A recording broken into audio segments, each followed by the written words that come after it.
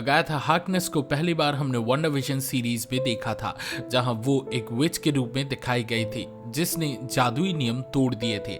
इसलिए उसकी अपनी ही कॉवन ने उसे जिंदा जलाने का फैसला किया था, लेकिन अगाथा ने अपनी किस्मत को पलट दिया और उन विचेस को मार दिया जो उसे खत्म करना चाहती थी। उसके बाद उसने एक चीज हासिल की जिसे डार्क होल कहते हैं, जिससे उसकी ताकत काफी ज्यादा बढ़ गई।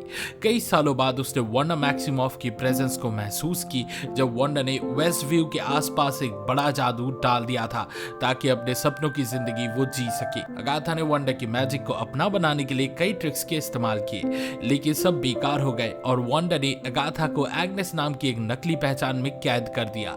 शायद स्वर्ड ने वेस्ट व्यू को वापस से बना लिया और अगाथा को बाकी लोगों के साथ एग्नेस के रूप में जीने के लिए मजबूर कर दिया गया, जिनके दिमाग के साथ वांडा ने छेड़छाड़ किए थे।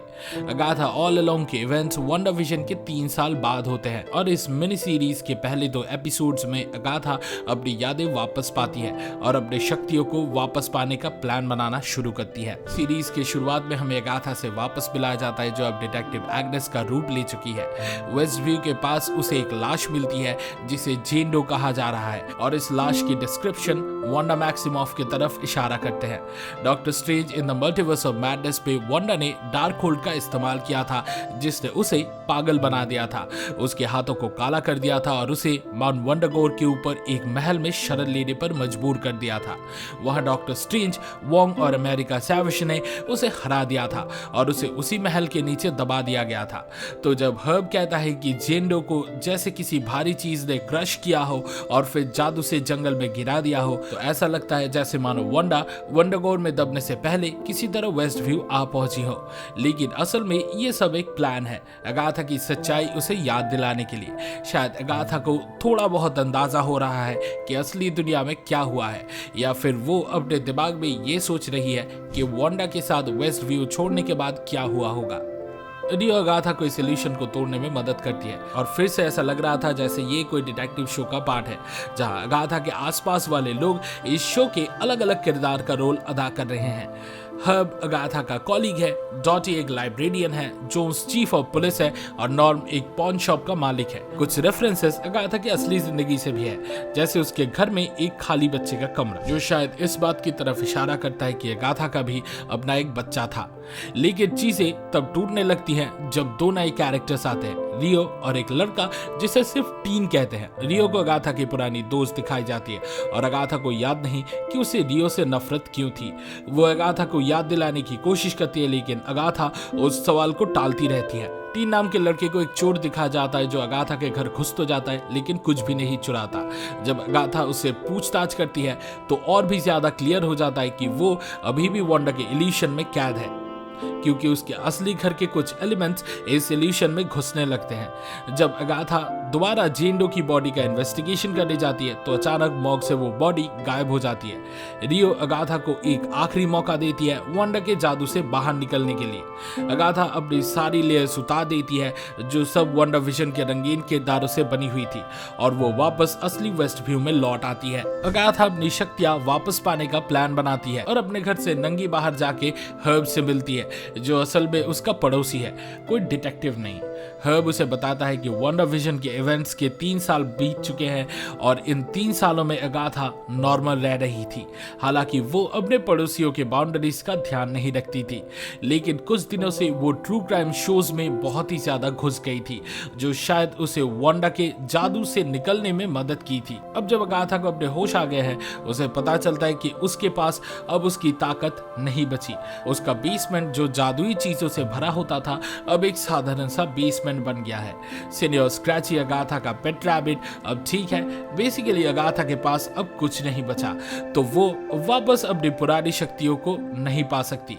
उसे ये भी पता चलता है कि इल्यूशन में जो टीन था वो असल में भी है और शायद अगाथा ने ही उसे किडनैप किया था जब वो वांडा के जादू के चक्कर में गिर गई थी और अभी वो उसके कमरे के क्लोजेट में बंद मिलता है। इससे पहले कि अगाथा को इन सब चीजों को समझने का टाइम मिले, रियो उस पर अटैक कर देती है। हाँ, रियो अगाथा को मारने के लिए आई थी क्योंकि अगाथा ने उसे धोखा दिया था और फिर डार्क होल्ड की मदद से अपने आप को छुपा लिया था। लेकिन डार्क होल्ड और अगाथा की ताकत चली गई है तो वो अब शारीरिक चोट से भी मर सकती है। अगाथा समहाउ रियो को ये समझा देती है कि अब उसे मारना उसके लिए उतना मजेदार नहीं होगा क्योंकि वो पहले जितनी शक्तिशाली नहीं रही। तो वो रियो से कहती है कि वो अगाथा को उसकी पावर्स वापस पाने दे और फिर उसके बाद वापस आए एक रीमैच के लिए। रियो भी आसानी से इस डील को मान जाती है और अगाथा को छोड़ देती है। साफ दिख रहा है कि रियो सच में अगाथा को मारना नहीं चाहती, वरना वो अब तक मार चुकी होती। वो बस इसलिए गुस्सा है क्योंकि अगाथा ने उसे धोखा दिया था। उनके बीच का रोमांस काफी एविडेंट है, जो दिखाता है कि उनका ब्रेकअप रियो के लिए बहुत ही दर्दनाक रहा होगा। हालांकि कई साल गुजर चुके हैं, लेकिन रियो ने अभी तक अपने मन में वो दर्द दबा के रखा है और वो चाहती है कि अगाथा को सजा मिले। शायद अगाथा को वापस पावरफुल बनने देना रियो का तरीका है उनका रिश्ता वापस जोड़ने का। अगाथा और टीन की विचेस की तलाश के दौरान पता चलता है कि टीन जितना दिखाई देता है उससे बहुत ज्यादा समझदार और अजीब है। उसे विचेस रूट के बारे में पता है, जो एक मिथकीय रास्ता है जिसमें कई डरावने, दर्द और मुश्किल चुनौतियां होती है। लेकिन जो विच इस रास्ते के अंत तक पहुंच जाती है, उसे जो भी चाहिए होता है वो मिल जाता है। उसे पता है कि अगाथा वापस अपनी पावर्स लेने के लिए यही रास्ता चुनेगी क्योंकि यही एकमात्र रास्ता है जो उसे वापस उसकी शक्तियां दिला सकती है। टीन कहता है कि उसने अगाथा के घर में घुस के उसे वांडा के जादू से छुड़ाने की कोशिश की थी। तो जब हमने उसे अगाथा के टीवी शो इल्यूशन के दौरान कुछ चुराते हुए देखा था, असल में वो उसकी मदद करने गया था। वो कहता है कि वो अगाथा का फैन है, इसी वजह से उसे अगाथा की हालत का पता था। उसने अपेरेंटली विचक्राफ्ट के बारे में सब कुछ पढ़ रखा है, इसी वजह से उसे ऐसे मंत्र के बारे में पता है जो दूसरे स्पेल्स को तोड़ सकते हैं, लेकिन उसके पास असली पावर्स नहीं है। लगता है उस पर कोई हेक्स है जिसके बारे में उसे खुद ना पता हो। जब भी अगाथा उसके बारे में कुछ जानने की कोशिश करती है, उसकी आवाज लिटरली बंद हो जाती है और ऐसा लगता है कि जैसे मानो कोई रियल टाइम में उसकी बातों को सेंसर कर रहा है। लेकिन कवन बनाने के लिए सबसे जरूरी चीज है विचेस का साथ मिलना। तो अगाथा टेम्पोरली इस मिस्ट्री को साइड पे रख देती है और विचेस की तलाश में निकल पड़ती है जो उसके साथ इस जर्नी में निकल सके। अगाथा सबसे पहले लिलिया काल्डेरू को अप्रोच करती है। वो अपने आप को एक भविष्यवाणी करने वाली औरत बनाए बैठी है। तो अगाथा नाटक करके बताती है कि वो एक सदन औरत है और टीन को अपना बेटा बनाती है और दोनों अपने मरे हुए पति के खोया हुआ खजाना ढूंढने निकले हैं। ये सब सिर्फ ये परखने के लिए था कि लिलिया उनका ब्लफ पकड़ पाती है या नहीं। पहले तो लगता है कि लिलिया नाकामयाब हो गई, लेकिन जब अगाथा और टीन उसके दुकान से जाने लगते हैं तब लिलिया बताती है कि उसने अगाथा की जिंदगी के बारे में काफी कुछ जान रखा है। जब अगाथा लिलिया को अपने कवन में शामिल करने की कोशिश करती है तो वो सीधा मना कर देती है। लेकिन जब अगाथा इस बात का जिक्र करती है कि लिलिया का आर्थिक स्थिति अच्छा नहीं चल रहा और विचेस रोड पे चल के वो अपनी ये प्रॉब्लम सॉल्व कर सकता है, तो लिलिया अपने फैसले पे दोबारा सोचने लगती है। तभी उसको एक विजन मिलता है जिसमें वो प्रेडिक्ट करती है उन लोगों के नाम जो अगाथा के कवन में शामिल होंगे, जो कि है जेनिफर केल, एलिस वो गलिवर और हाँ, लिलिया खुद भी। टीन अगाथा का एड्रेस लिलिया को देता है क्योंकि वो श्योर है कि वो इस जर्नी के लिए जरूर आएगी। इसके बाद अगाथा और टीन जेनिफर से मिलते हैं, जो एक फॉर्मर विच है और जो अपना गुजारा करने के लिए अभी खाने लायक मोमबत्ती बना रही है और ऊपर से उस पे लीगल केसेस चल रहे हैं क्योंकि उसके कुछ प्रोडक्ट्स ने उसके कस्टमर्स को बीमार कर दिया था। तो टीन और अगाथा इस सिचुएशन का फायदा उठाते हैं जेनिफर को ये समझाने के लिए कि वो अपनी गंदी जिंदगी को पीछे छोड़ के उनके साथ इस जर्नी पे चले ताकि वो अपनी खुशहाल जिंदगी वापस जी सके। नेक्स्ट लिस्ट में है एलिस वो गलिवर, जो वेस्ट व्यू मॉल में एक टॉय शॉप के सिक्योरिटी गार्ड के रूप में काम करती है। अगाथा उसे निकलवा देती है ताकि वो मजबूर होकर अगाथा के कवन में आ जाए और इस रास्ते के जरिए वो अपनी माँ लॉर्ना वुल के मौत का राज को भी जान सके। एलिस सीधा मना कर देती है और उसे दूर चली जाती है। तो अगाथा और टीन के पास कोई और रास्ता नहीं होता सिवाय वापस घर जाने के और इंतजार करने के। एक छोटी सी चीज जो मुझे नोटिस हुई, जब टीन अपने पास्ट के बारे में बात करता है और अगाथा एक्टिवली उसकी बात सुन रही होती है तो उसकी बात सेंसर हो जाती है किसी हैक्स या स्पेल की वजह से। लेकिन जब टीन अपने पास्ट के बारे में कुछ कहता है और अगाथा ध्यान नहीं देती तो उसकी बात सेंसर नहीं होती। तो लगता है कि सेंसिटिव हेक्स डिपेंड करता है इस बात पर कि टीन अपने पास्ट के कितने स्पेसिफिक डिटेल्स शेयर कर रहा है और अगाथा कितने सीरियसली उसकी बात सुन रही है। जब अगाथा अपने कॉवन बनाने के लिए विचेस को ढूंढ रही होती है तो उसे कुछ अजीब जानवर दिखाई देते हैं, जैसे कि एक रेवन, एक चूहा और एक भेड़िया।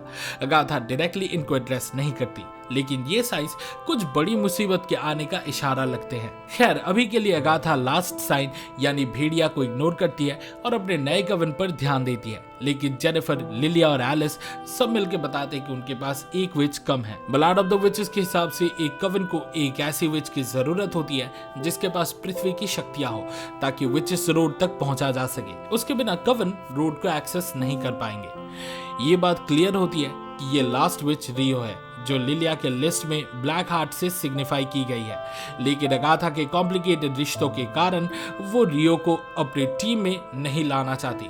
तो अगाथा शैरन डेविस को ले आती है, जिन्होंने वंडर विजन में मिसेस हार्ट का रोल प्ले किया था, और उससे कहती है कि वो एक ग्रीन विच होने का रोल प्ले करे। फिर सब अगाथा के बेसमेंट में जाते हैं ताकि विचेस का ब्लड गा सके और रोड के दरवाजे खोल सके।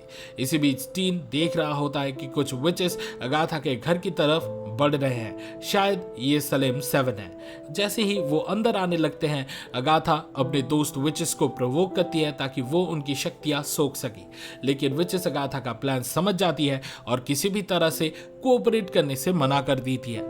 इसलिए अगाथा ऑल अलोंग के एपिसोड 2 के एंड में अगाथा के पास कोई दूसरा ऑप्शन नहीं होता सिवाय विचेस रोड में उतरने का, जो उसके घर के बेसमेंट में दिखाई देता है अपने कवन और टीन के साथ। ऊपर से जो विचेस उनका पीछा कर रही थी वो लगभग अगाथा को पकड़ ही लेती है, लेकिन अगाथा उस दुनिया को पीछे छोड़कर अपने पावर्स वापस पाने का लंबा और मुश्किल प्रोसेस शुरू कर देती है, जो रोड के ट्रायल्स का सामना करके ही पूरा हो पाएगा। मेरे हिसाब से इस मिनी सीरीज के बाकी पार्ट इसी दुनिया में ही सेट होंगे और अगाथा का कवन अपने सबसे बुरे नाइटमेयर्स का सामना करेगा। सब बचेंगे या नहीं, ये फिलहाल के लिए कहना थोड़ा मुश्किल है। इस वीडियो को देखने के लिए शुक्रिया। अगाथा ऑल अलोन के पहले 2 एपिसोड्स देखने के आपके एक्सपीरियंस के बारे में कमेंट सेक्शन में जरूर शेयर करें। सिनेमा सीरीज के वीकली डोज के लिए लाइक बटन दबाएं और हमारे चैनल को सब्सक्राइब करें।